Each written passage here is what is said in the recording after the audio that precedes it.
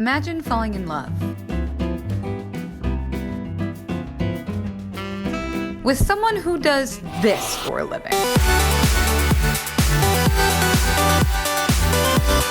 And you're more of a kind of girl. My boyfriend Jared travels about 60% of the year for work, so when we met I had two choices.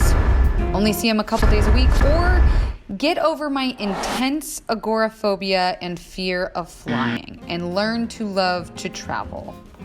You see, I'd medicated myself every time I needed to fly 2 or 3 hours for work or the holidays, but last time I took an international trip, I ended up flying home 8 days early because my anxiety and panic was so bad. I spent a fortune buying the first flight back to LA, and I have regretted doing that ever since. When I met Jared, I had to learn how to get comfortable with taking these few 2 or 3 hour flights for his shows, and once I got a little more comfortable with the domestic travel, I told Jared there's one place I've always wanted to go but haven't because of how bad my anxiety is.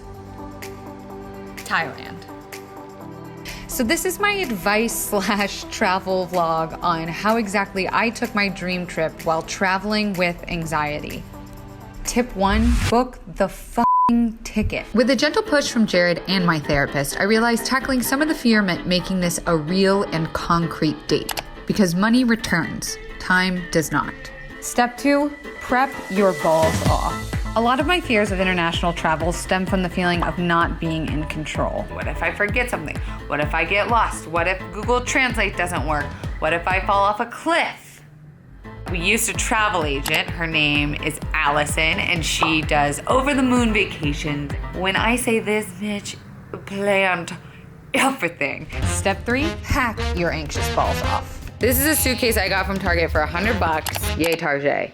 Not sponsored. Packing cubes help keep things organized. Photocopies of a passport and itinerary. A $7 waterproof phone case that we literally jumped in the ocean with. Pedialyte packets for hangovers and, let's be honest, traveler's diarrhea.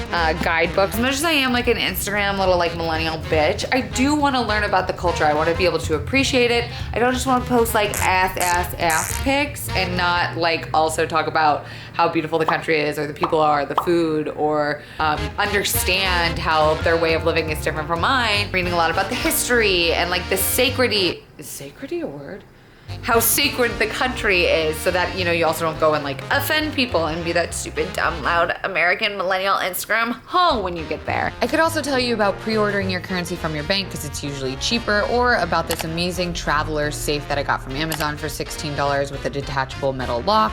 I could even tell you to bring cards in case all of your electronics fail and you get stuck somewhere, or about how I even printed out a second itinerary.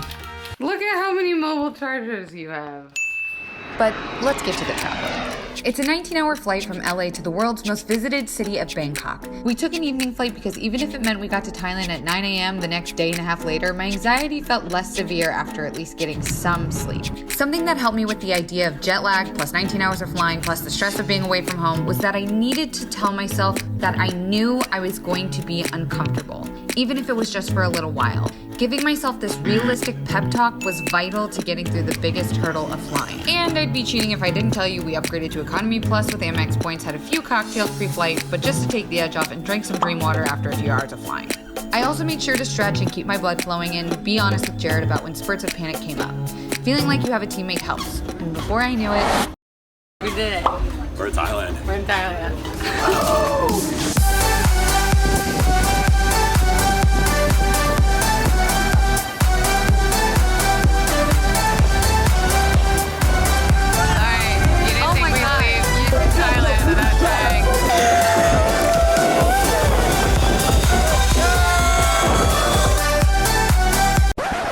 The trip wasn't all cow soy and roses. Things went wrong. I ripped my pants. Woo! I got worried about plans. It's a nice, light monsoon. And I even had a minor panic attack one day, so we stayed in the hotel, ordered room service, and watched Netflix all afternoon. It took a lot not to feel shameful about that, but I'd rather have a panic attack in Thailand than anywhere else. I tried to keep my heavy drinking to a minimum as I know hangover anxiety is real and stayed as present as possible. As stupid as it sounds, every day I'd wake up and give myself a mini pep talk saying how proud I was of myself that I was this far from home, out of my comfort zone, and how privileged I was to be in such a beautiful country. I did things that I never thought I'd be able to do. Vacation I ever wanted. Vacation had a chicken wing. I met people that I consider lifelong friends. There they are. I ate food that I previously could only imagine eating vicariously through an Anthony Bourdain episode. It was everything I'd imagined it would be and more.